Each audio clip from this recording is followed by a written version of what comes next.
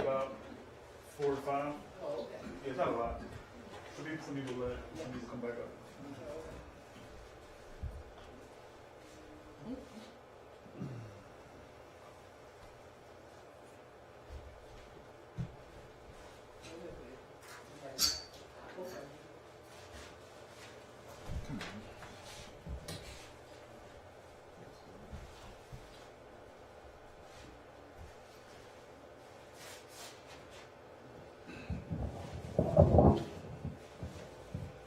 Let me know when you're good. Just a minute. Mm-hmm.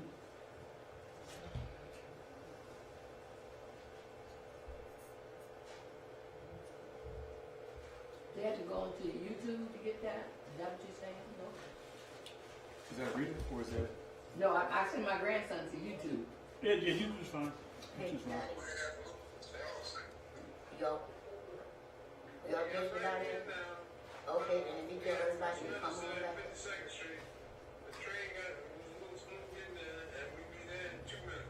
Okay. 2 minutes. 2 minutes. He'll be there. People All right. downstairs know. You just let them, yeah.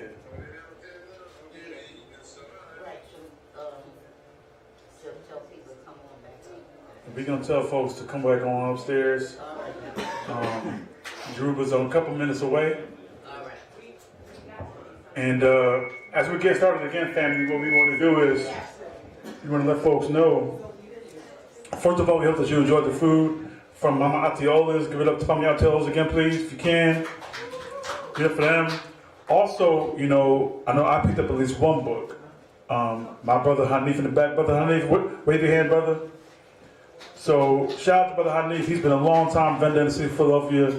Long-time vendor. I picked up Look For Me in the Whirlwind. It's the collective autobiography of the New York 21. I've been looking for this for a long time. This has writings from everybody from Kwesi Balagoon to Joan Bird to Baba Chedewayo to Dhoruba himself to Kwando Kinshasa, Baba Odinga, and Afeni Shakur, Lumumba Shakur, so many others. There's other great books over there as well, some buttons, so please support our vendor, Brother Hanif. Baba Hanif has been fantastic, tremendous for so many years. Also, as people will come back upstairs, thanks to you all, we've been able to raise $1,565. Give it up again, y'all, for yourselves, for your contributions. $1,565. That's amazing. That's including some of our institutional support from some of our organizations and our individuals. We also want to thank everybody who's been also giving as well on the GoFundMe as well. So shout out to everybody, because that number, I was told, has increased by about 2,600 online as well. And so just tonight, it seems like we've raised at least somewhere in the range of about $4,000, right, for Baba Dhoruba, all right? And so we want to keep that going, right? We want to keep those numbers going. So we'll pass the hat around in a little bit as well. If y'all feel more inclined to share, we'll do that. But you can also hit it right onto the GoFundMe page link as well for those who are watching online and watching by way of our comrades with Unicorn Riot.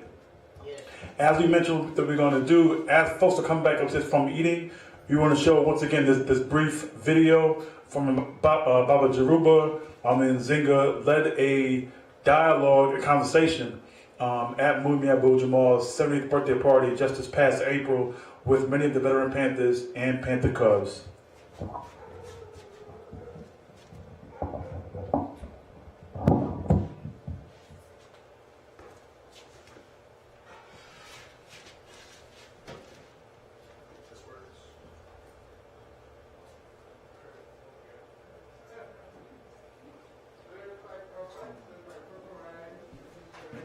So we're talking about, in our opinion, the great comrade who is making his way up. Well, we got, give it up, y'all, for Stundi out of Akoli, y'all. I said give it up for Stundi out of Akoli. Stand up, please, if you're able to stand. I want you to say Stundi out of Akoli. Oh my.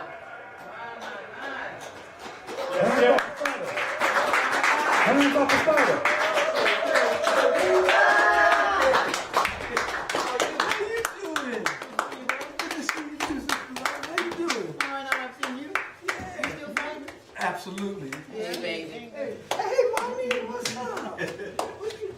I'm here, Oh, baby. baby, you know I'm gonna be wherever you be. Yes, Max Stanford. You're a rock star. Who is that? Right there. Man, y'all get too old. Oh. That's right.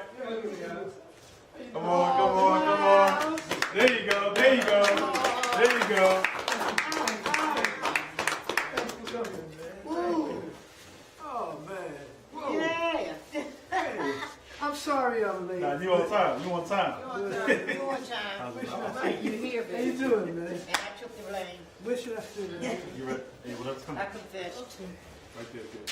Yeah, this is it. And we got your silver right there. So for those who have been checking in online and may have heard, so our brother, our elder, our Baba, Dhoruba Bin Wahad is now in the house. Y'all give it up for him right now. Give it up, give it up, give it up, give it up. Shout out to Baba Dhoruba Bin Wahad for making his journey. And shout out to you all again. Literally moments before you got up here, we just announced that so far in the first stage of our fundraising, we just raised $1,565. We just raised another $2,600 onto the GoFundMe. So totally just now, in about the last 2 hours, we raised about $4,000 towards our Bible tale. All right? Both on GoFundMe and just the money that was raised here tonight. So please continue to support by way of the GoFundMe link. We're going to do another Pass the Hat around as well tonight once we hear our brother speak, which will be shortly.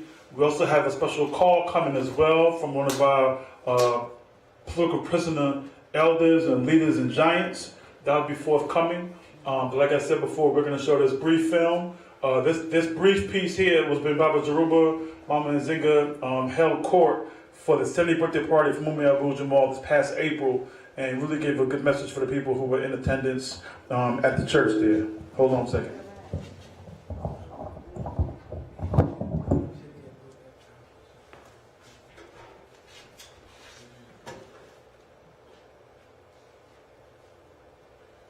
Hands off the soda.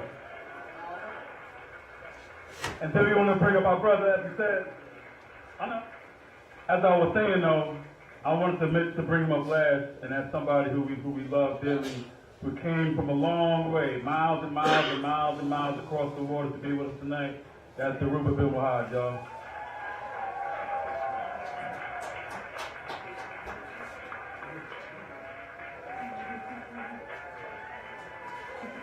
Black Power.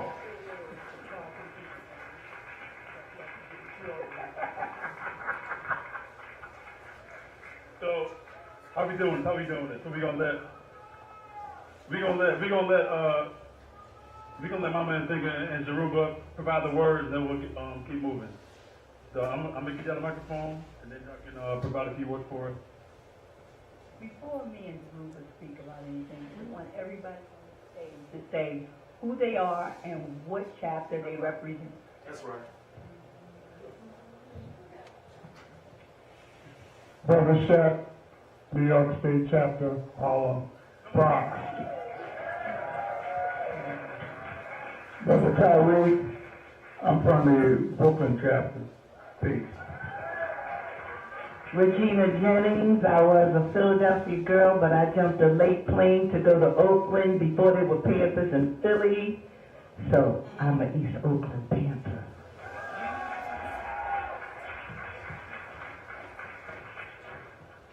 All power to the people, black power to black people, Panther power to the vanguard. Ade Oba Tokumbo, Harlem Ranch. Barbara Easley Cox, Oakland, New York, Philadelphia, International Chapter of the Black Panther Party!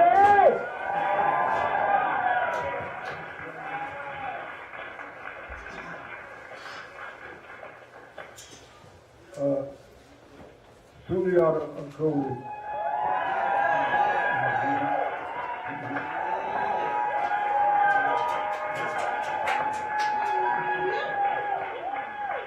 Harlem Chapter.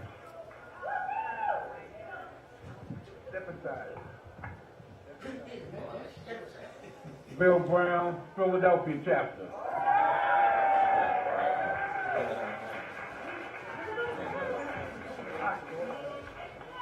I'm the Panther daughter of Russell Maroon shows out of Philadelphia. I'm the daughter of Bilal Sunni Ali of Bilal Sunni Ali of the Harlem Bronx chapter, the notorious Harlem Bronx chapter in New York. I'm Donnie Odinga, the son of Sekou Odinga from the Bronx Harlem chapter, the notorious Bronx Harlem chapter.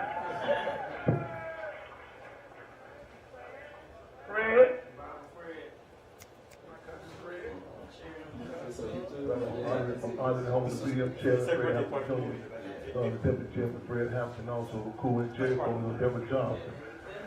No respect, power to the people. I don't.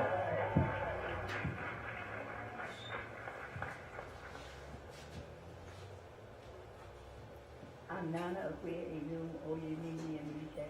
I'm also AKA Patty Bird.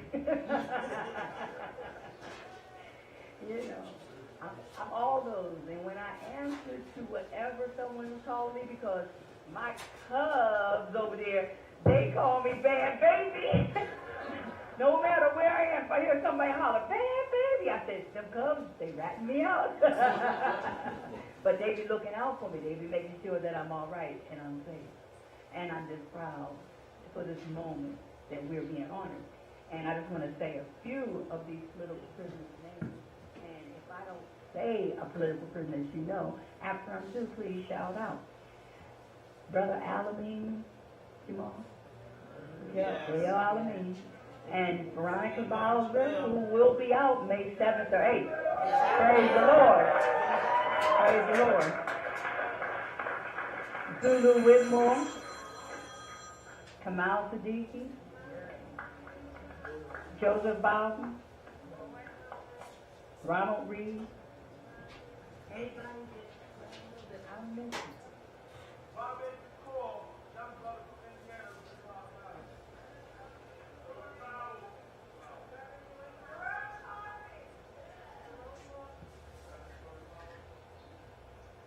Free Momia Abu Jamal. That's right. And we're not talking about later, we're talking about right now. Right now. It's important, and we got to keep the holler out. The people can move and move mountains. So let's move them. We need Momia home. His health is not good, and we need him home where we can take care of him and put him back in good health. So I'm going to turn this over to my brother. I'm going to stand here. Get my brother's love. Power to the people. Power to the people. Power to the people. It belongs to us. Power belongs to the people. Take it. Don't ask for it. Take it. It's yours.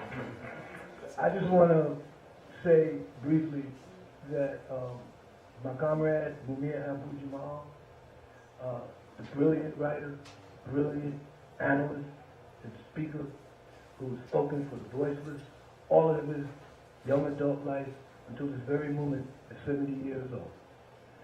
Mumia has been a valuable asset to the liberation of African people in the diaspora.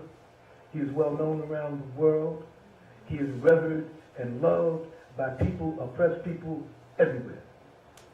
And it's because of the work of brothers and sisters like yourself and like my comrades here from the original Black Panther Party that Mumia's name still resonates. We have lost comrades in the last year. We have lost my beloved comrade, Sekou Odinga.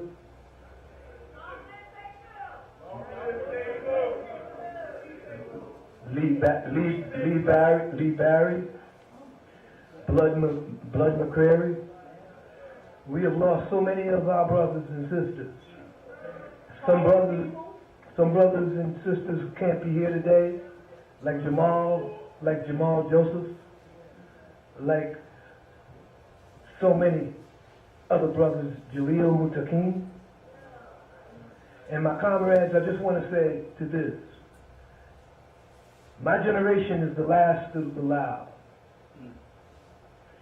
And we have lived our time and we have fought our fight, but our fight is not over. And we are here today in our minds and bodies, as feeble and strong as they may seem and they may be. Nobody gets out this life alive.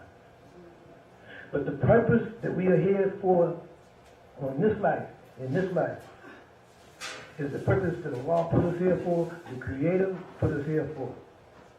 And that we are the dreams of our ancestors who were brought over in chains. We were their dreams.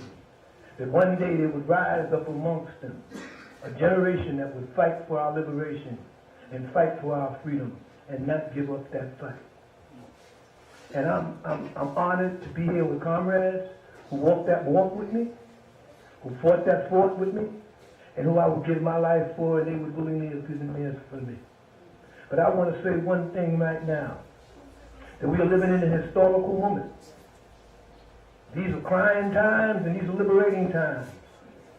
We cannot back down. We have to build the type of infrastructure and networks that will allow our people to feel their freedom, and we have to understand something. We had a saying in the Black Liberation Army whenever we went out on a mission, whenever we went out on a task. And we would look each other in the eye, and we would stand firm with each other. We check our weapons, and we say, blood to the horse's brow and woe to those who cannot swim. Blood to the horse's brow and woe to those who cannot swim. And what that meant was, once we stepped out that door, once we were committed to our struggle on the armed front, and we were taking no hostages, we were taking no prisoners, and those who couldn't swim, those who couldn't survive the wrath of the people, woe to them. Twyman Myers is not here. Frank Fields is not here. These are comrades that died in combat. Well, we have to understand, just like Hamas, you cannot take the liberation struggle away from a people and kill their will to survive and defend themselves and defend their people. So when we look at what's happening in Palestine right now, in this historical moment, they changed the whole paradigm of Western Asia. They were kicked under the rug and would have been forgotten. The United States had made agreements with bootlicking Arab governments to gloss over them, to abandon them, and to make peace with the European settler Zionist state of Israel. Israel is a European Zionist settler project. It's the last settler project that has started over 300 years ago. It's the last one. And they will go down just like the rest of these crackers will go down.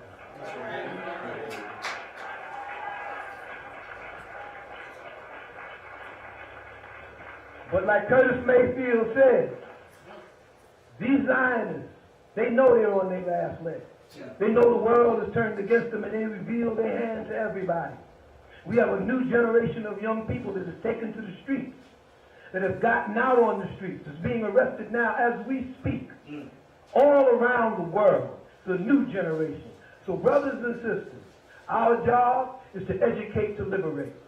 Our job is to make sure that these young folks have the type of guidance, have the type of confidence, and have the type of historical memory that they need in order to triumph in this historical movement, in this decline of U.S. imperialism and U.S. hegemony. The Sudan is facing a crisis far more extensive in human terms than what's happening in Palestine in the genocide. Almost 1 million people are on the verge of starvation. 20 million people have been displaced from their homes. And the major architects of this is the United Arab Emirates, who are supplying arms, and the United States is supplying arms to the United Arab Emirates to change the paradigm of the Sudan. We have to understand who our enemies are and give them no quarter. Give them no quarter. When they come out to speak, we should be there to smack them down, to yell them down, to shout them down. Don't let our enemies speak. They won't let us speak. They lock us up. Don't let them speak. We have to do more than just talk about organizing. We have to stand firm against the oppressors and against these ravagers and these pirates and these enemies of the sun. So I just want to say this in closing, and let the program move on. So this is my comrade Mumia's 70th birthday. He's a baby. He was a baby then, he was 15 then, when he was a deputy lieutenant of information. He's a baby now. But he's our baby. And we will free him. And I will say one thing, that just like when Huey P. Newton was in prison, we had a saying say, free Huey or the sky is the limit.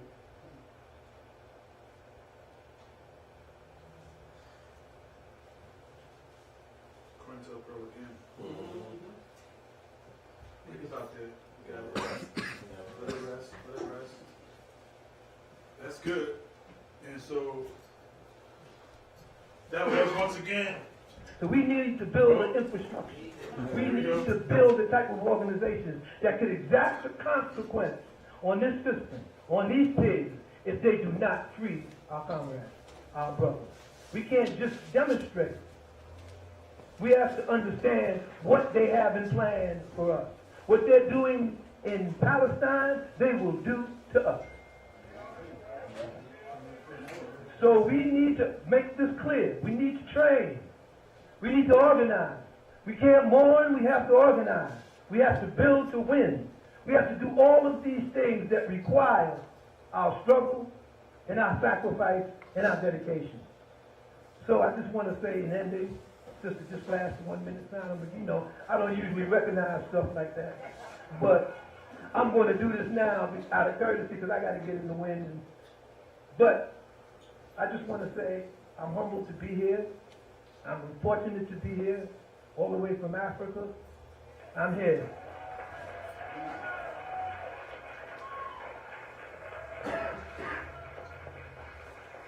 And the comrades from the Ghana Socialist Party, they send their freedom in their struggle. The comrades from Paka send their freedom in their struggle. Back in the days when we were united with the Palestinian movement, when we had a functioning, unified alliance with the PFLP in 1967, in 1968, 1969, when one of the sisters here, who was in the international section, she understood, she saw the movements that passed through the doors of the international section of the Black Panther Party. Well, we have to forge those alliances again. And right now in Vienna, brothers and sisters are taking to the streets to free Mumia, to call for an end to the genocide in Palestine. So we need to say in solidarity to all of these people, power to the people, power to all of our people, and death to the fascist pigs. Power to the people. All right.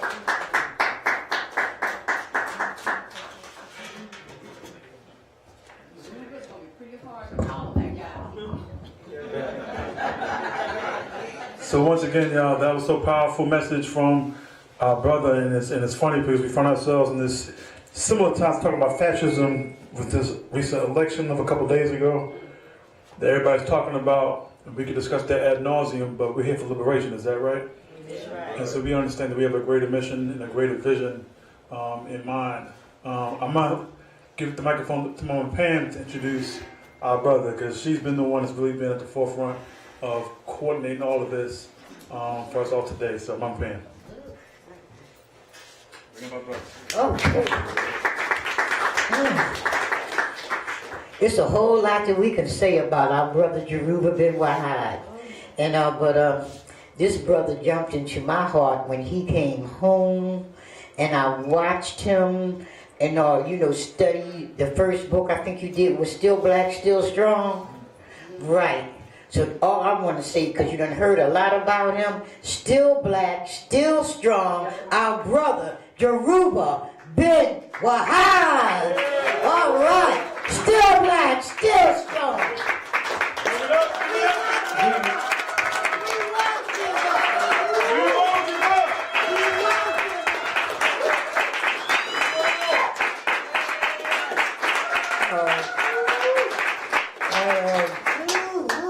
First of all, I want to thank Pam and the comrades here that put this together.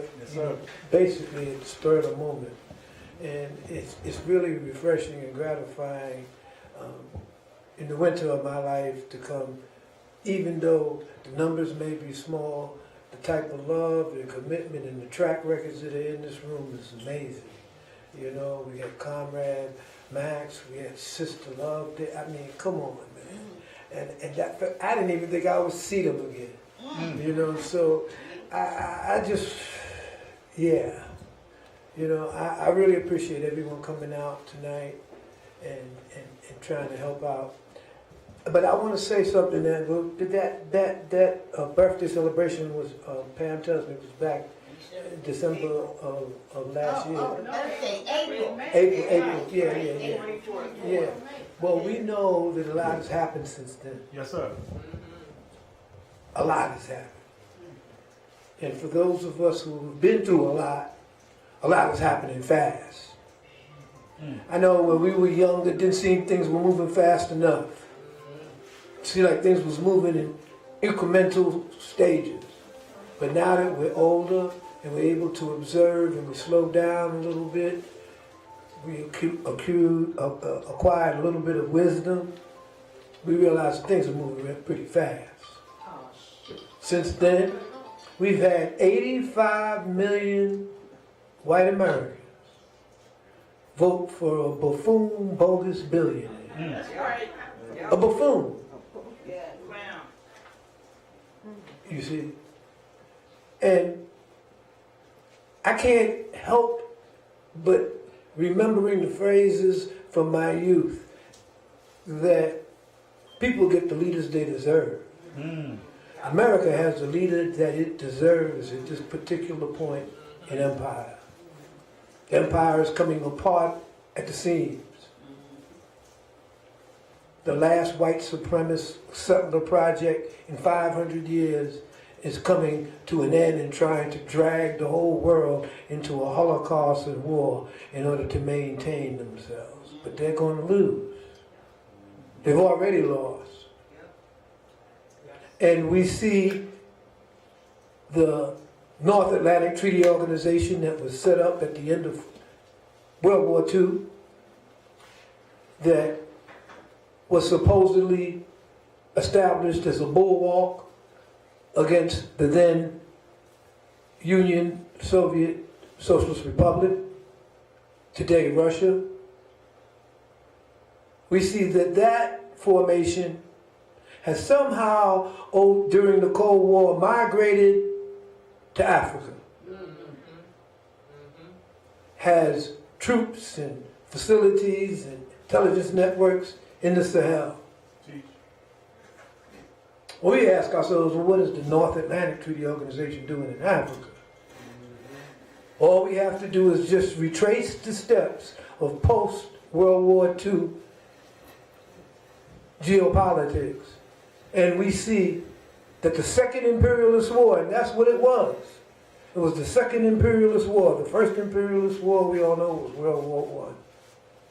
Second Imperialist War was World War II. And at the penultimate opposition to that war, where all of the Western capitalist nations, former European settler states, that came from France and that came from America, had to ally themselves to conquer what? Fascism. Ideology, an economic system that was based on the wealthy, the rich, controlling the state. The marriage between finance, capital, and the state is fascism. Well, in America, we know that the two corporate parties, the Democratic and the Republican parties, are two wings of the same vulture, and that vulture is capitalism. That vulture is not just capitalism, but it has a diet and an intestinal system based on white supremacy. So it's not just about the color of our skins, as many of us know here. There's brothers and sisters here who's been in this struggle long before I was. And I'm 80 years old. They were putting in work when I was a teenager. And they know what I'm talking about, how finance capital has evolved to this moment in time, in this space, from the Cold War to now. And the historical moment that we're in now. We've just seen a bogus electoral system. The only system with a, what they call it? The electoral college.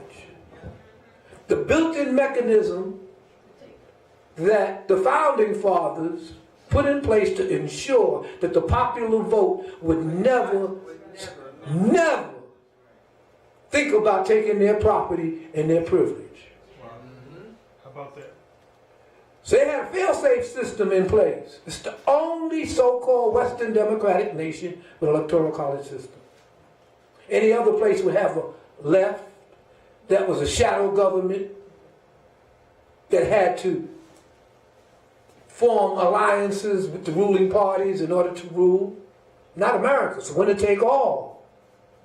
It's a winner-take-all system. So when the orange man came on the rebound, he told you what he was going to do.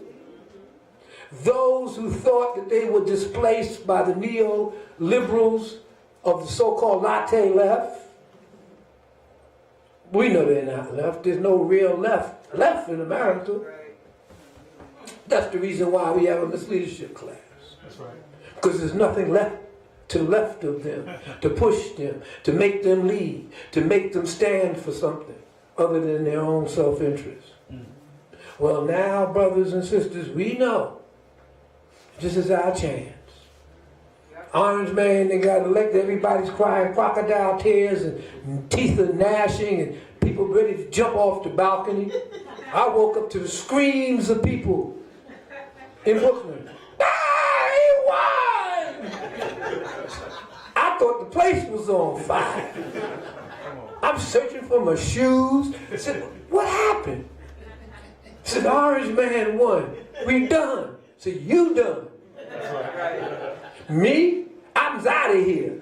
I live south of the Sahara on this eve of Armageddon, and I'm ass out, but I'm out of here. I know going back to Africa is like jumping from the frying pan into the fire. Don't get it twisted. Don't get it twisted. Don't act like you can find refuge in the outer reaches of the empire. You can. The empire has to go, or we have to go.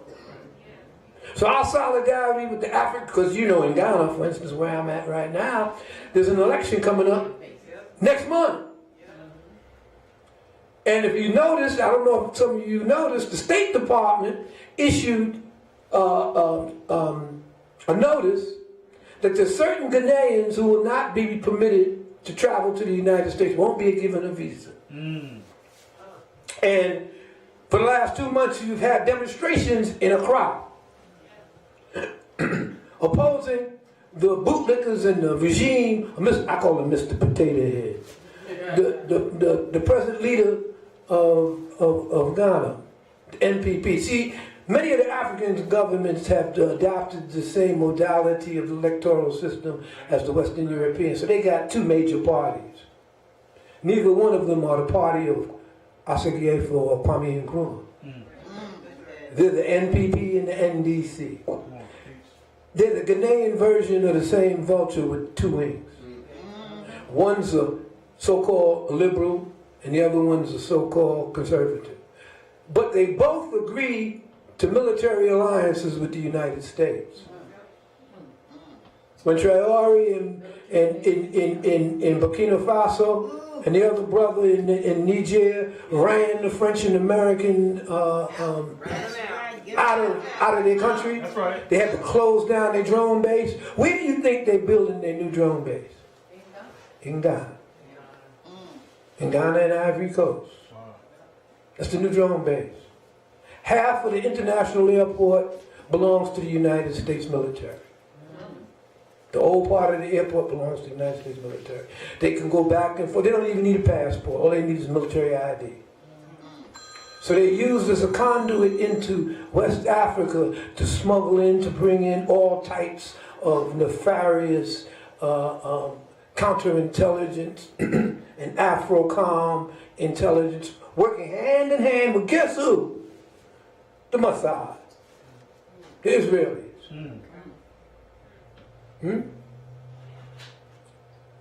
So this particular historical moment, imperialism has moved into a whole new stage. Kwame Nkrumah said that neocolonialism was the last stage of imperialism. Well, the last stage of neocolonialism is what we have today. And what they call that global trade and globalization. Every year the crackers meet up in Davos, the big willies, the owners of the planet, of the resources, the 5% that controls 85% of the global wealth. They meet in Davos to figure out how we're going to move now, how we're going to manipulate the matrix. They're talking about a digital currency. They're talking about how to recalibrate international finance capital.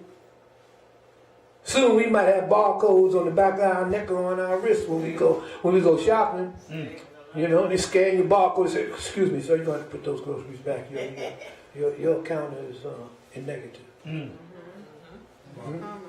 Forget this piece of plastic in the ATM. But by the grace of the law, by the fact that the people make history, we have the rise of an alternative system to international finance capital. We have the people that have been sanctioned, the people that have been occupied, the people that have been marginalized, forming their own unity of international trade and agreement. It's called BRICS. Talking about a multipolar world. And what is the U.S. talking about? Remember, I know there's brothers and sisters in here remember the old sayings that we used to imitate in ethnophobic terms. We used to imitate the Chinese laundryman, remember? We used to say, if we was making a deal, no tiki, no laundry. We used to have these slangs, made in China.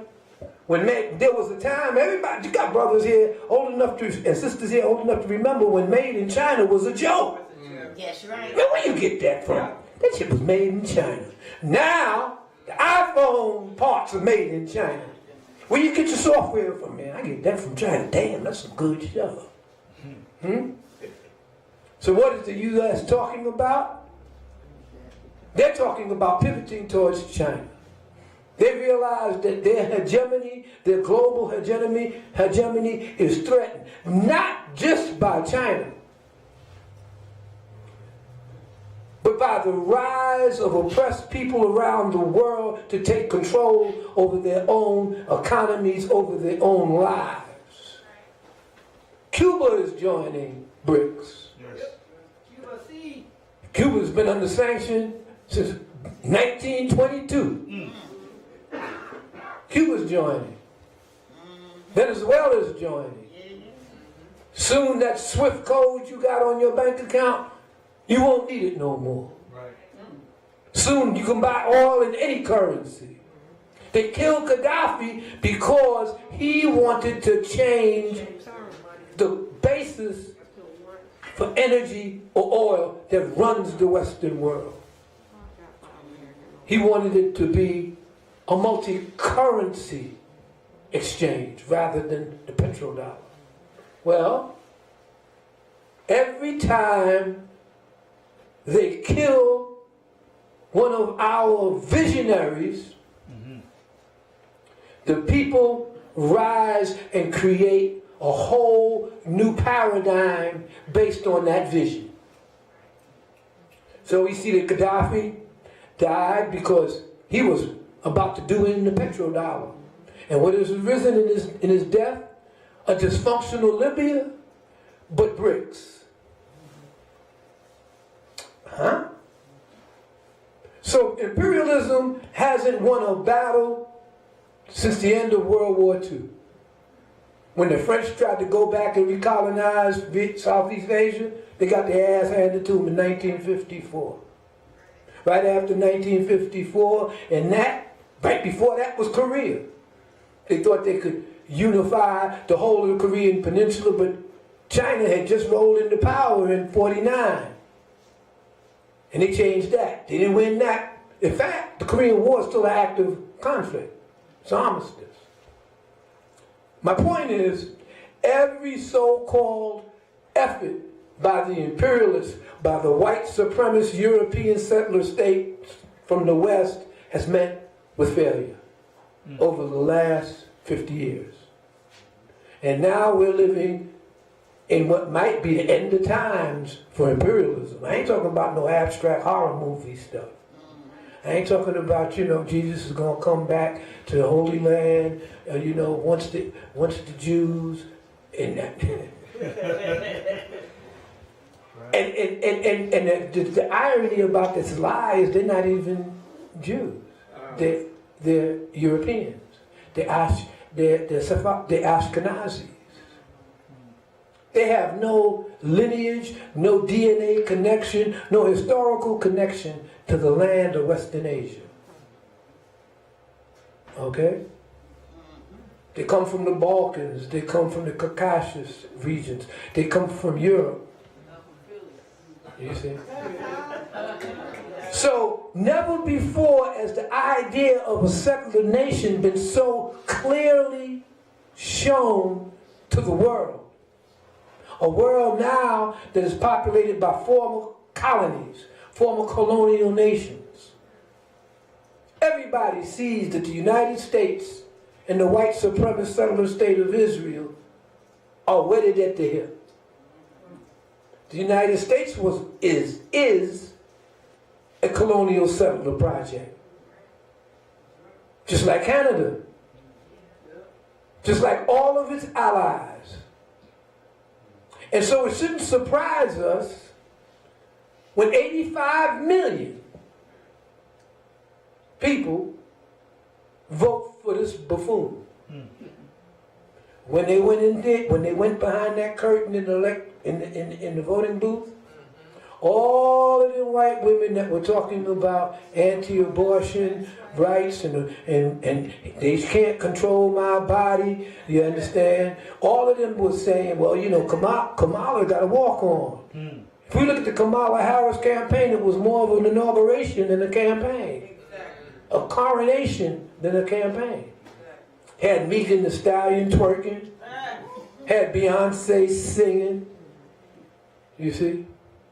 Had LeBron talking stuff. And all of these Negroes have already anointed girlfriend. And as if she would have made a qualitative difference in the running of the empire. The only thing that would have came out of that if she would have won is they would have been able to blame the end of the empire on a black woman.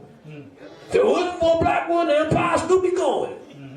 But now they can't do it now. They got the leader that they deserve. And you cannot underestimate the power of plenty of stupid people. Once you underestimate that power, it's a wrap. You cannot underestimate that power. So we got 85. This cracker won the popular vote. When's the last time a Republican won the popular vote? So when them white women went into behind that booth, they voted just like they always have voted, with white supremacy and white skin privilege. Wasn't Miss Ann at the plantation down with the plantation master? Huh? During the Civil War, wasn't they knitting panties and Confederate flags? They was down.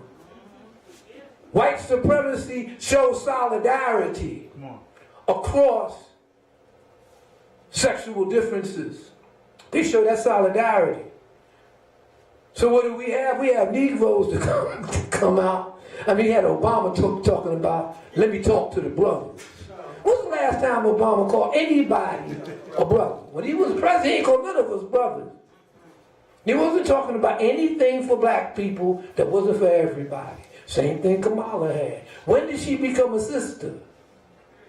when she was Slick Willie's girlfriend, and she was in a sorority, and she was in a she was in a black HBCU sorority. That's what D.L. Hughley said. She got to be black. She had a boyfriend named Willie, and she was in a black sorority.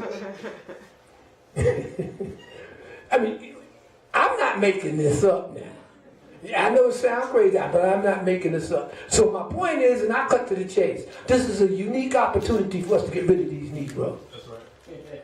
They haven't produced nothing for the masses of black people. They can't stand for the masses of African people, poor people, immigrants, yes, oppressed people, marginalized people, people living on the streets, people who can't get adequate health care. They haven't done nothing for us. They only tried to maintain their little bit of power and control. So now we have 2 years between now and the off national year election to get rid of these Negroes. Now is the time we have to say all politics is local. Now is the time we have to take control of those community boards that have gotten funded by corporate interests in the police state, to the point where there's over 56 cop cities being built around the country as we speak. You know? And we got black mayors in the city, black city councilmen, black police chiefs, black faces in high places have not resulted in empowerment of African people here in the diaspora. So now we know. They was all talking that Democratic Party stuff. We remember, Max remember Gary, Indiana. Sister here remember Gary, Indiana, when Jesse came in there talking that smack. Oh, it's too premature to lead the Democratic Party. We could still. This was the result of the historic gains of the so-called civil rights movement. And what was the pushback against the civil rights movement? The war on poverty. What was the pushback? The war on crime, the war on drugs, that led to what?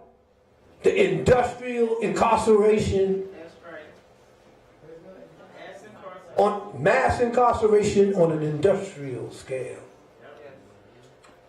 Hundreds of thousands of African young men and women were shuttled into the prisons based on the war on crime and the war on drugs. And what came out the other end on the war on poverty was poverty pimps. And where did the poverty pimps wind up? They wound up in the Congressional Black Caucus.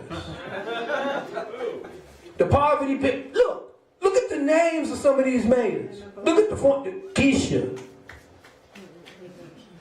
That means her parents named her Keisha. Her parents were some of these Negroes that was probably in the background when we was taking over black studies programs, demanding black studies programs. And what did they raise? Black faces in high places? What have we gotten as a consequence? Nothing. So this is our chance. These kids took to the streets during the summer to decry the genocide in Palestine, and it unraveled, it revealed to them the nature of their own country. They were demonized, beaten. I just met with a kid, 20 years old, has been busted 11 times, got beat up 9 times. And he ain't scared. No, he ain't scared now. He said, I just joined back. I said, so man, how did you get to politics? And he mentioned a student of mine that was his teacher in high school, Thomas Whitaker. He said, I was in Mr. Whitaker's class. I said, you was a student of TJ? He said, yeah. I called TJ up right there. I said, you know, I'm sitting with one of your kids here. He said, who? I gave him the phone. And they start talking back and forth. I said, yeah, yes sir, Mr. Whitaker. I said, you didn't know how I met TJ? He was a student at the University of Vermont. And they invited me to come up there to speak after I got out of prison in 1990. And when I got to the University of Vermont, they had seized the building that the dean was in.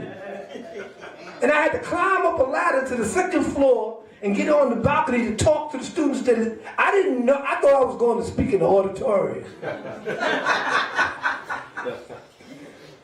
So if this is a brother that worked with us in the campaign back in the day, campaign to free black political prisoners and prisoners of war, that I had helped set up with Tanner Hill Jones and other activists from the Columbia anti-apartheid movement. I'm trying to say there's this generational connection that the enemy has went after in order to destroy, so that we will not, our children would reinvent failure. But there are victories that we won. But they don't know that those victories were had. So they fight the same battles that we fought, not knowing we already won that. Whereas the enemy, they have institutional memory. You see, they got it all in the files. They said, what happened when them niggas won that Black Studies program? This is how we got them. Let's rerun that, you know. Let's rerun that now. They don't know. That's the objective of counter-revolutionary and counter-insurgency, is to separate the traditions and the history from one generation to the other. That's why they couldn't beat the Vietnamese. Because they didn't get the memo that they were supposed to lose. They missed that memo. The most powerful military on the planet, you was fighting them, and you was in tunnels. The tunnels of Cu Chi. You was manufacturing guns in the tunnels. You was taking unexploded ordnance and making booby traps and bombs out of them. And then, when we move up to today, what do we see with Hamas? What do we see the results of the October flood? The struggles of oppressed people everywhere is passed on from one generation to the next. Across borders, across languages, across religions. Oppression is oppression everywhere. And people will resist it as human beings everywhere. And that's where our solidarity lies. That's where our purpose lies. We have 2 years to form a united front. A national, anti-fascist, multi-party, multiracial, united front. The vision of the Panther Party, the Rainbow Coalition, now should be put into effect. Anybody that's on our side of the barricade is an ally. If we build an effective, national, anti-fascist, united front, anti-imperialist, anti-white supremacy, pro-working class, if we can build this front based on all politics is local. Those activists that stand for this in our community, we need to put them on the community boards. We need to demand community control of public safety. We need to bring lawsuits into the court, not to win the suit, but to educate the masses. So why isn't there a class action against AIPAC? Why isn't there? They're an agent of a foreign government. That's clear. That's documented. They got more influence over black politicians than we do in our community. Who does Hakeem Jeffrey sit up there, cry crocodile's tear for, and say Israel now, Israel forever? He's black. Who does Scram Van Jones cry crocodiles for? Cry crocodile cowardice for? We got Eric Adams in New York. Eric goddamn Adams. The worst. The worst. How did he get in there? Democratic machine. That's right. How did we get him out? Run the Democratic machine out of New York. How do we do that? We organize. We organize. We organize. All right. That's how we do it. These kids are ready. I'm going to give you a vignette and I'm going to end here.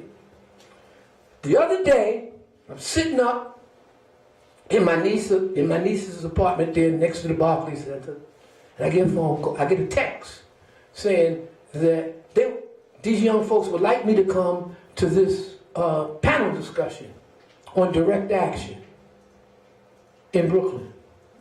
Somebody recommended him to me. So I ran the name over back to a couple of comrades in Atlanta. Do y'all know these people? We said we heard of them, you know, they took over a weapons manufacturing plant. They poured red paint all over it and got arrested. And, you know, they're in jail. I said, they're not in jail. They just sent me a text. Come to find out they're going to jail. Oh, they went to jail yesterday. Right? So, this little white girl sends me this text. So I said, man, I don't think I should go to this. They talking that crazy stuff, direct action, how they should attack this and attack that. I said, this is probably full of agents, you know.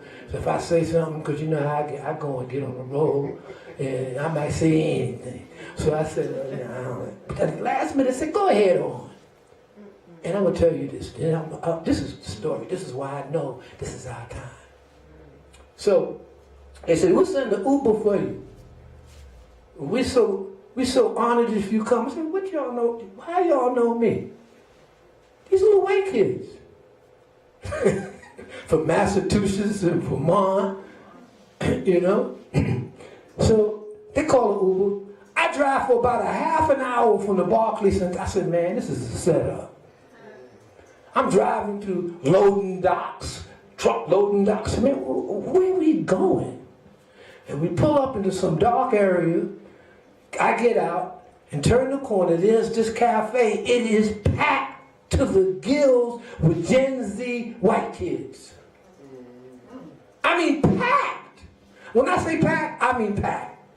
Standing room only. And they're giving out free food. Come to find out the organization that feeds the homeless is giving out free food there that night. And I walk in, everybody starts clapping. I said, whoa, what's up with this? So, sister tells me, we're so honored to have you here, you know. Could you just give, I said, well, I just want to listen. And then when we went into the room was a little bigger than this. And it was standing room only. People were standing up on the chairs, and standing room only. And I said, I got to say something. And I said, I know a lot of you here have initiated direct action, you know, because these kids were young. And it was about tearing shit up. That's what it was meant for. How do we tear shit up? That's what that was literally on the agenda. You know, how to isolate and boycott and banks and all of this stuff. I said, damn. So I said, listen, direct action is good. Okay, it's needed in any people's movement, but unless it's attached to a mass movement, unless it's part and parcel of an organized effort from the ground up of ordinary people, then direct action can be seen as adventurous and venturistic. It could be seen and criminalized and demonized. Because I told them, I said, if you notice, all during the so-called George Floyd demonstrations, it was the white anarchists that was tearing shit up. They was tearing up the banks. They damn near tore CNN up. It was crazy. Yeah. And you have to have those shock troops. You need them. A movement needs them. So that old folks can sit up there and say, although we feel that, you know, this type of behavior is inappropriate. However, the situation, we have to deal with this issue of homelessness. Now, if the homeless people tore up the housing authority building and trashed it and tried to burn it down, we don't agree with destroying property. However, we got to have that component. And what I noticed from these kids, and what so impressed me, was they were not afraid. They were not afraid. And we know from our history that our season for liberation cannot start from fear. What will our season be which starts from fear? live and go out and medicate the world with. That's what we did. Yeah, we were cautious. Sometimes we were young and we didn't even know our own mortality. We did crazy stuff. But it was stuff that had to be done. And when we look back on it, we realize that that constituted the type of pressure that made the Voting Rights Act possible.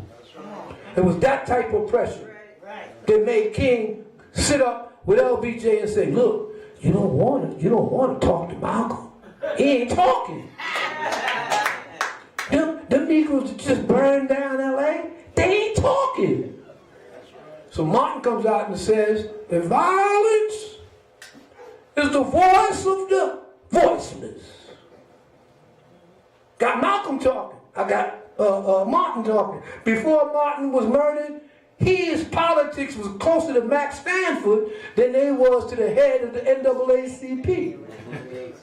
He was anti-imperialist.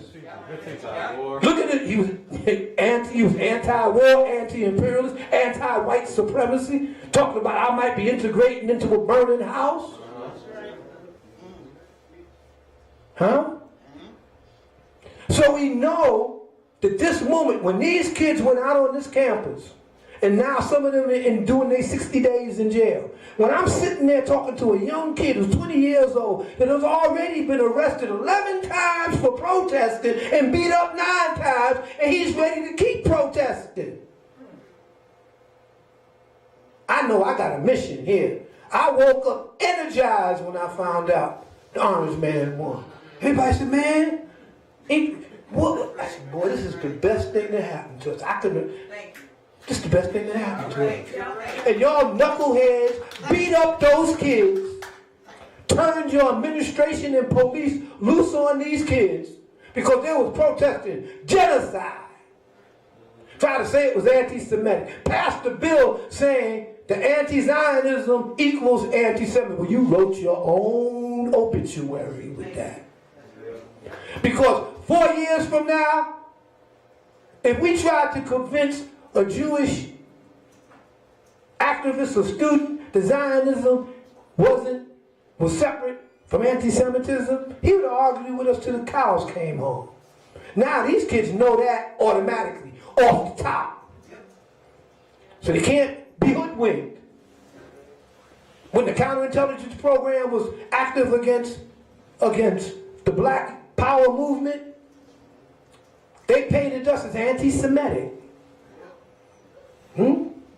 They took Charlene Hunter, who was running for president in the Communist Party, and painted her as an anti-Semite because she was associated with the Black Panther Party. She was in the coalition. We had a functioning coalition. So now, that's a wrap. Everybody knows that Zionism plus nationalism equals genocide. That's what Sister Whale wrote back in 1968. Look at Malcolm's speeches about the Palestinian struggle. They thought they killed him and that speech would die? No! Look at these kids now.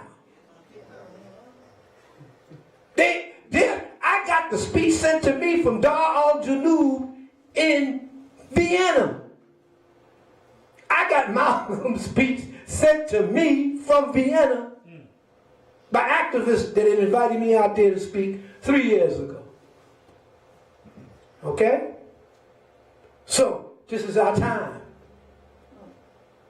This is when we have to educate to liberate. This is the time we have to get these young people to understand these are some of the pitfalls of mass organization. You don't want to go there. This is what a national alliance should look like. This is how we should proceed. We have to understand the most revolutionary and radical core in a united front has to hold firm, and it has to have principles. There has to be a clear demarcation line between us and the enemy. So that when we sit down and talk to ordinary poor people in the community, we say a simple question: what you gonna do, sister, if the electricity go off tomorrow in the hood? What you gonna do to turn the tap on the water and the water gonna come? What you gonna do? What you gonna do when they come for you? So now we have to say, well, we need an alternative electrical emergency system here. So we got to go to the big churches in our community and say, look, man, we want to get this whole series of generators that we could put on in each particular playground or whatever, you know, so that we could hook them up so we could have an emergency grid here. Global warming is coming. Before you know it, the Lower East Side will probably be underwater. You see? So we have to become our own first responders. All politics is local. If we could take control of the sanitation department, if we could take control of the utilities, if we could take control of public safety, if we could take control of the local municipal hospitals that service the poor, if we could take control of the buildings where we live, this is the beginning, and that's the basis for a United Front. That type of organization. Because then people have a voice. So when 4 years roll around, whatever these fascists do, they're talking about mass deportation, bring it on. Bring it on. Because that means the deported got to get organized. And who are they going to turn to for allies? You already got some so-called black elected officials talking about creating sanctuaries for migrants, for immigrants. He would have never said nothing like that before. Huh? So we have a unique opportunity. And I just wanted to take this opportunity to say to all of us, because many of us in here are senior citizens, have been in the struggle for a long time. We know that this is a good moment for us. We know that.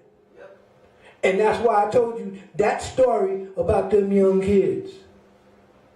That girl that went to jail yesterday was 21 years old. That boy that sat next to me, that was a protege of an English teacher that I taught, he was 20. 20, and he's busted 11 times, beat up 9 times, and then he joins back. He joins back. Black Alliance for Peace. He joins a radical organization. I said, so what happened to your education, brother? What school you went to? He said, I went to such and such college, but I dropped out. I said, dropped out why? He said, I dropped out to do activist work. I said, you need to take your ass back in school and continue your activist work, because you need a skill. We need people in this movement that has skills. Because everybody can't do the same thing. You see? He said, I didn't look at it that way. I said, well, look at it that way now. See? So this is the type of advice that these young people need. I had one brother tell me, we took over a building, and we feeding the poor and stuff on Wednesdays and Fridays. But downstairs, they also took over the building, but it's a crack den. So what do? I said, you go down there, you sit down with the brother, and you say, look, man, I know y'all been through some shit. And I understand, I ain't condemning nobody. But if the police roll up in here based on your shit, what we doing for the people is going to be jeopardized. And if they roll up in here to get you, we ain't going to let them dog you. Because that's not what we about. So let's see what we can do here. That's how we started Think Lincoln. That's how we started the Lincoln Detox. We didn't demonize the drug addicts. We didn't call them a bunch of useless pieces of whatever. We got them to understand, I know why you shooting that crap. And if you want a place where you could change it, we got a place for you. You could turn that crack den into a rehabilitation center without no funding. Once those kids that's on those drugs see what you are about, and y'all both could agree, y'all don't want the police running up in there. So how do we deal with that? You move from that to a certain level of security, a certain level of awareness, you see? Until one or two of them turn around and say, I want to read that book, or I want to kick this habit. Do you know where I can go? Yeah, you can go right here. In fact, we got just the program for you. You see? We have to meet our people where they are at and get them to understand that the police are armed agents of the state. They are not here to protect you. When they say serve and protect, they're talking about serving the oligarchy and protecting their property. And you remember, there was a time when we was property. And those dudes in that blue costume were slave catchers. You see? So what does that mean? We need to control that. What does that mean? When you call 911, a white boy with a pistol on his hip shouldn't show up because your son is having an episode. We have to take control of these institutions between now and 2 years that will allow us to have the type of basis for a united front. We have to put activists where these pacifists and these neoliberals are. We have to create a real left to the misleadership class. And I think this is an ideal time to do it. That's probably Africa. Because they're the only ones to keep, they're the only ones. I'm looking around like It is. Great theme.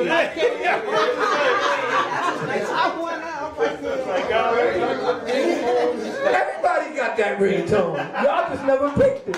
Everybody got that ringtone. But yeah, that was Africa. Yes, sir. They're 5 hours ahead of us.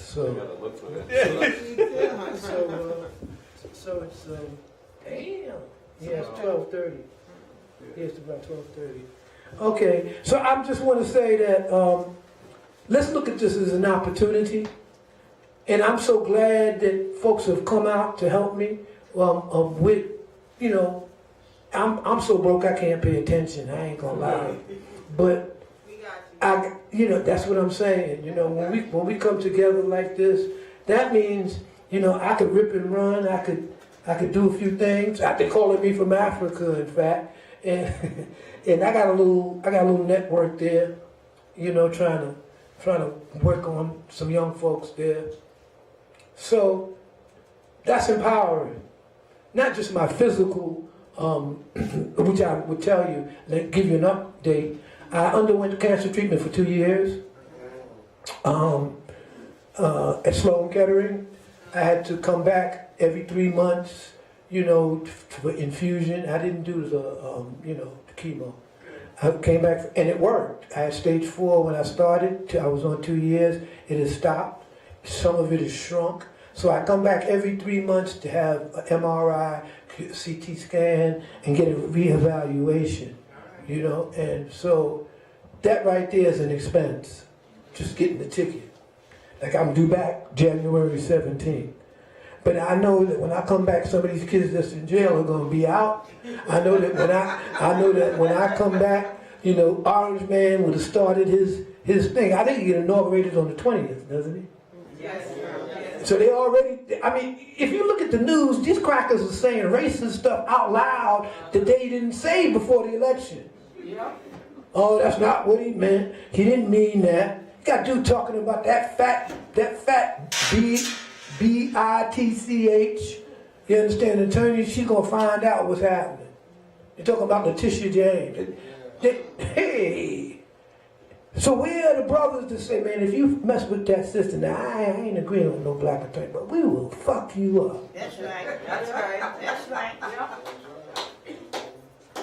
Bring your ass up to Harlem and see what happened to you. Don't have no nigga come with you. He gonna get fucked up too. In fact, we about to vote him out. You see, now is the time. They're threatening these black faces in high places that never did nothing for us. But that don't mean we won't do something for them. We'll get them out of the way so they don't threaten you no more. Now, tell me you're going to slap me upside the head. Now, you tell me you got the dudes in costume, blue costumes, and what they going to do. You see? Because we got a black armed militia over here. You see? That's sanctioned by our public safety department. You understand? So all of you right wicked, listen. there has to be a democratic distribution of the pain in order to have democracy. That's right. So they have to know that what goes around comes around. That you're not going to do nothing to us that we won't do back to you in spades. Now, once white folks understand that, that's when they come to the negotiating table.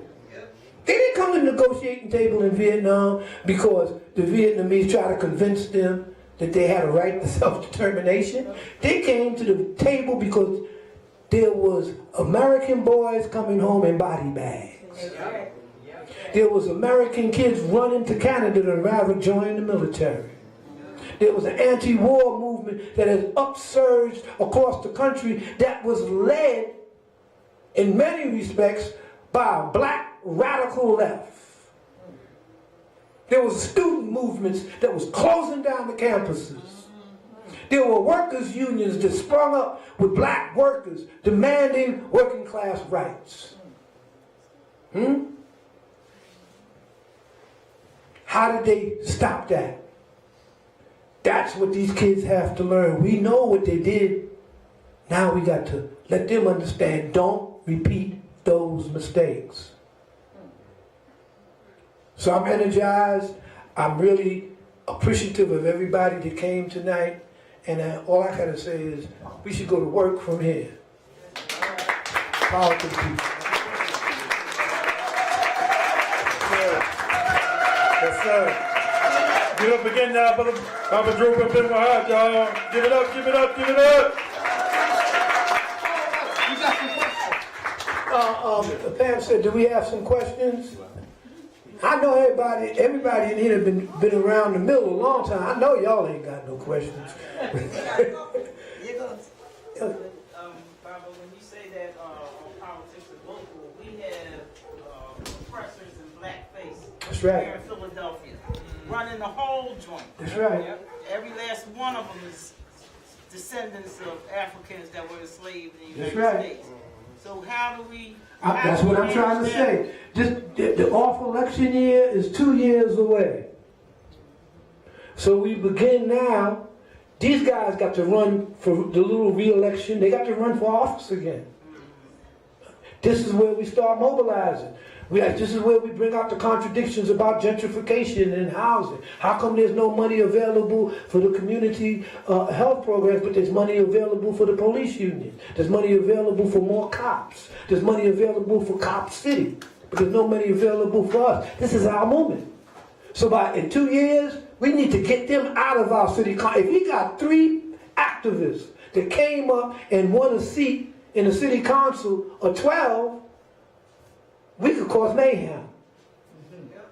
We become the monkey wrench in the machine. You gotta understand, we don't have to run the machine, we just gotta stop it. We don't have to win they have to win every battle. We only have to win 1 or 2. And they gotta win every battle all the time. We only got to win 1 or 2 sometime. Time is running out on them, not on us. Time is on our side. That's an old Rolling Stones song. What animal? Time is on my side. Yeah, time's on our side. So we got 2 years to build the type of grassroots foundation so that we could begin to have regional coalitions, statewide coalitions, so we could have a constitutional convention. We could have a united front convention in the next year or so. Because Trump is going to drive a lot of people to our side of the barricades in 1 year. You see? This knucklehead, I just saw I don't want to keep going on your, but I just saw where they just showed the spike right before the election of supporters of Donald Trump that realized what he was talking about when it comes to tariffs. The average person doesn't know what a tariff is. They thought that putting a 40 or 50% tariff on Chinese imports the Chinese was going to pay. He's going to pay. This cell phone in my back pocket that's $1,200 now is going to be $2,100 in less than a year. You see? So the majority of people that bought into the lies and the deceit of Trump, they're going to feel the effects of this real soon. Oh, yeah. Then those elected officials are going to have to run on the ticket of food prices going up, homeless increasing, Yeah. no more protection in the community. Police is murdering us. So, and you want to run for mayor on the Democratic Party ticket? Nah. That ain't happening. Real quick. We got to hold their feet to the fire. We got Sister Rita Gay real quick also on the Zoom. I wanted to say something real quick. I'll just bring her up. Sister Rita Gay, if you could go on, take yourself off mute. Yeah. There you go. All power to the people. Greetings, Dhoruba. Yeah. Greetings, It's good sister. to see you again. I visited with you in 2007. My sister Rosalind, Paula Peoples, and I, we met with you. You remember that? And then we talked to Nkenga. Yeah, I've been trying to follow you. I'm glad to know that your treatments are working well. And I will continue to lift you in prayer.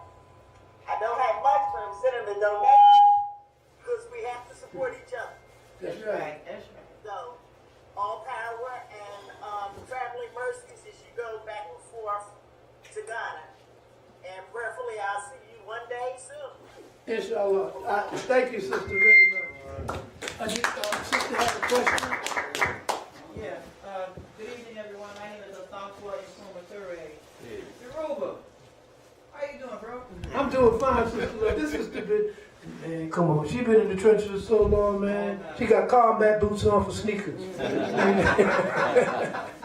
But, Dhoruba, I really appreciate what you said, your comments about our recent election, because we are seeing now in real time how some of our black elected officials are doing us worse than the other folks. Yep. And one example of that is, I have a flyer here if you can share.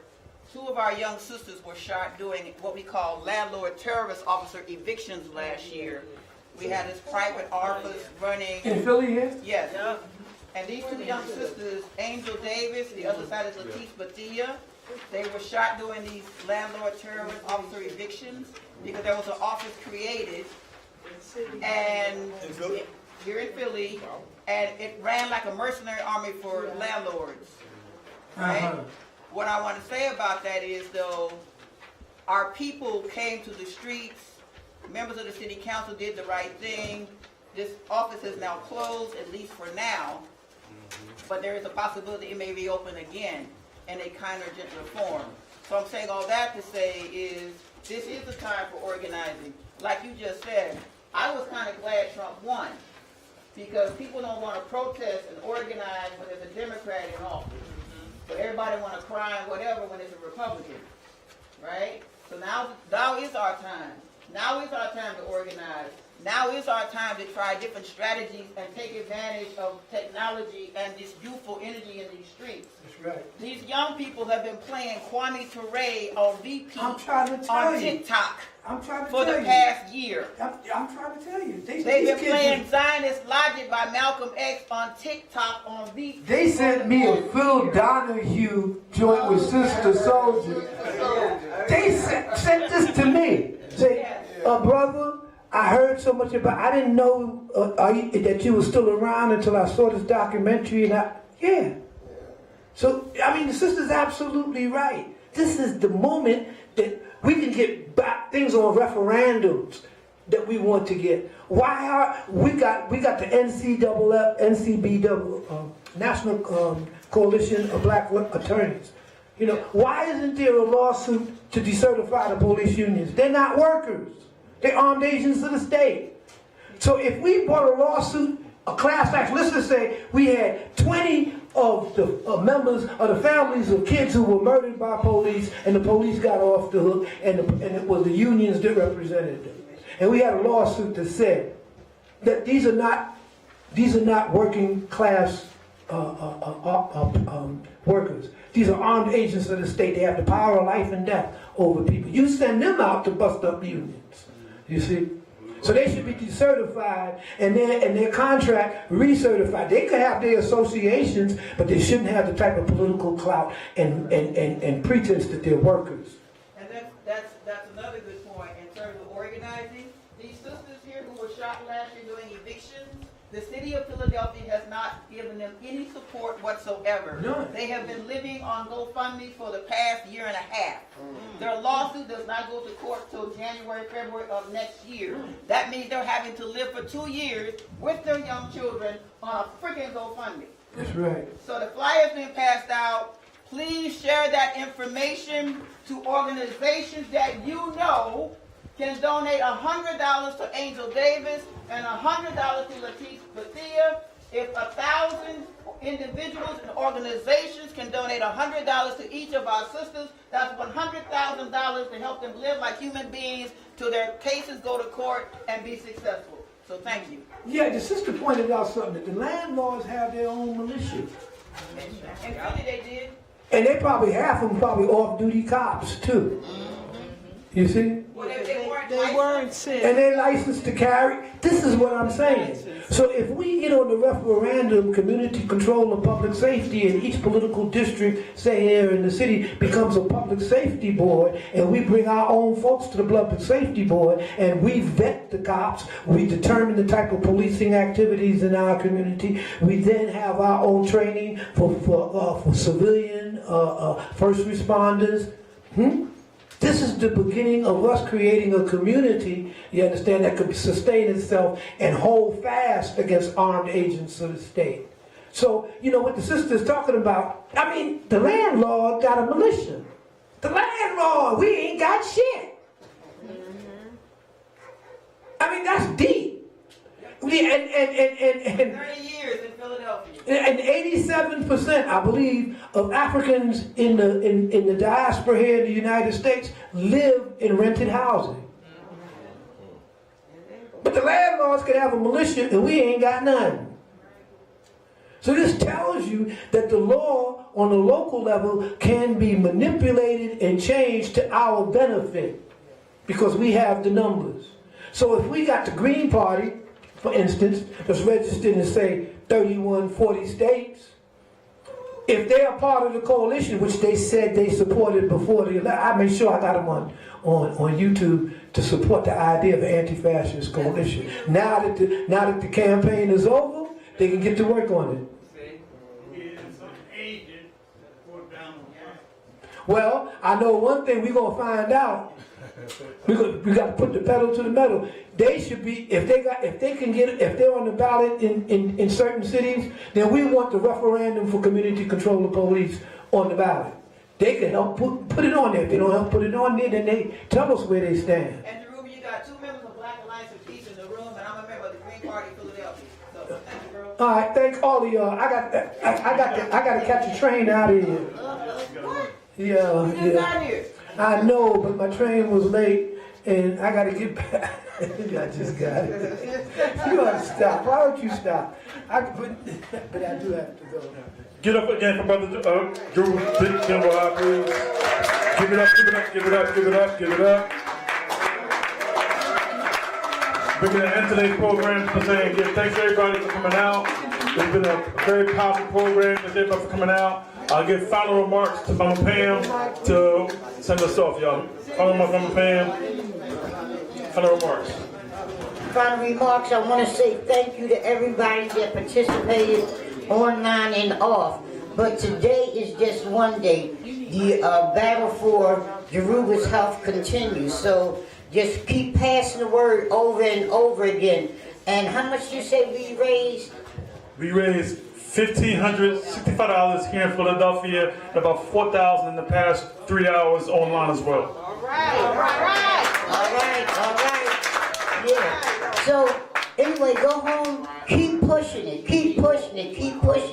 because he's gonna have to come back and forth. All right, can we get a picture with the Panther Cubs? And the Panthers too. And everybody else too, but first you want to get that Panther Cub picture. Yeah. Okay. Is anybody else? Yeah, if there's any other Panther Cubs here, they're gonna come to the front real quick. Panther Cubs, and also any veteran Panthers, that would be great. We're gonna take a quick picture with Baba Dhoruba, just real fast. If it's just out to, then we'll just take a picture because we want to capture that.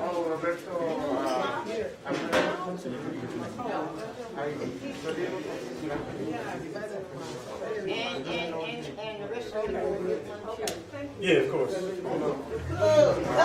come on! Baba Dhoruba, real quick. Picture real quick. Real quick picture.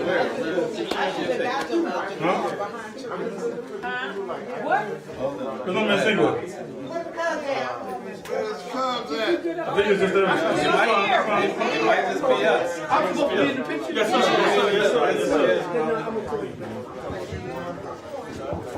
What else supposed to stand up there?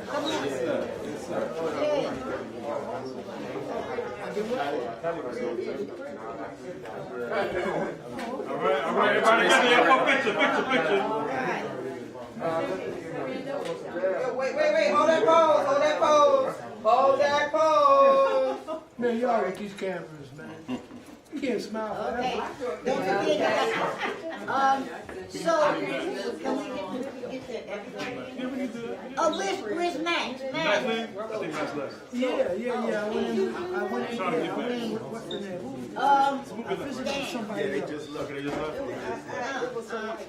Okay, everybody real quick. If you want to do it real quick. That was the last video.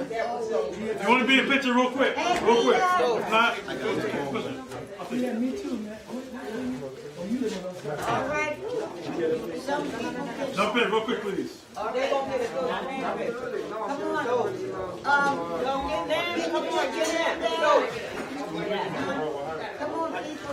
Get It's okay. You want to get in, I'll take you for you. I need you in it, husband. I was looking at that. Come on. We need you in. That's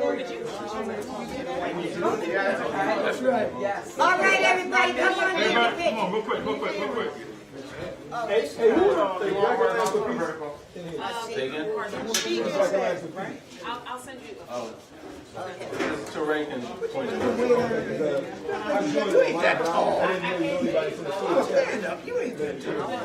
Everybody in? Sorry. Can you see everybody, brother? Yeah, I see you.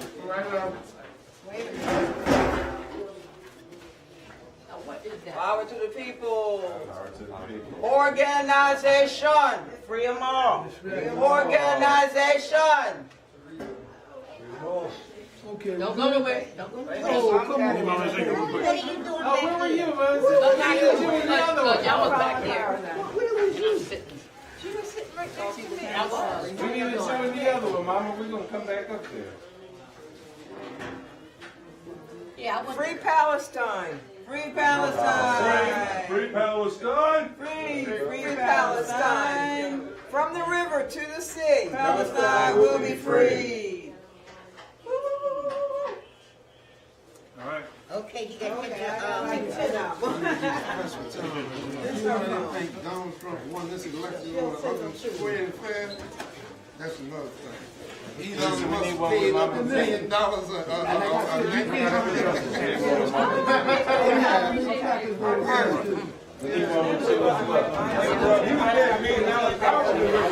Hey everyone, thanks for joining us and watching tonight. We're going to take the stream down in a second. What you just watched was an event at the OneArt Community Center in West Philadelphia. This was a fundraiser and then speaking event honoring Dhoruba Bin Wahad, who you caught speaking for the last, 30, 45 minutes or so.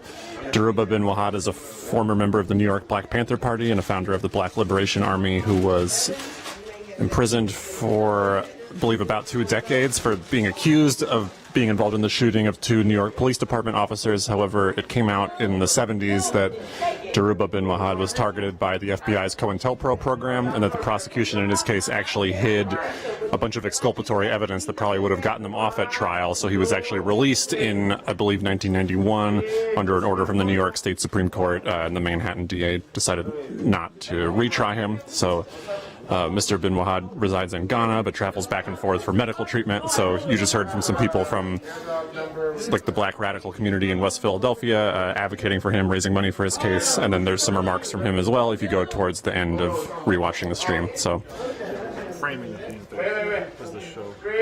Yeah. I just want to say earlier, Framing the Panthers was the documentary that ran earlier during tonight's event, and you can find that online. And there was an interview with him from that time period and other sort of segments right around the time he was released as well. So Framing the Panthers has a lot of that historical context about what happened. A lot of talk tonight about counterintelligence program, COINTELPRO, the old days. He was a target of COINTELPRO back then, in the Nixon era.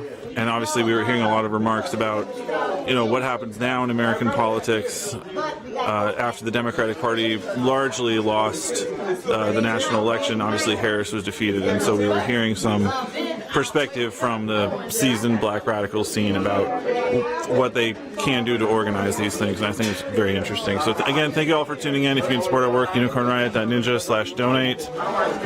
Share our work on Twitter, X, on Facebook, on Instagram, on YouTube, on Blue Sky, on Mastodon, on Threads. We try to share. We try to bring these events out to everybody and share them out. So again, thank you all for tuning in. And this has been Chris and Dan covering this here in West Philadelphia at the OneArt Community Center. Thank you, everyone.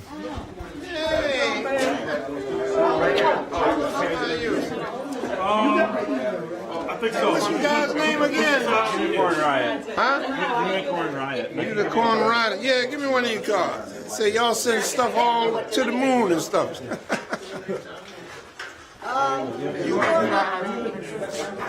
Yo, man, which way you going? 3, 2,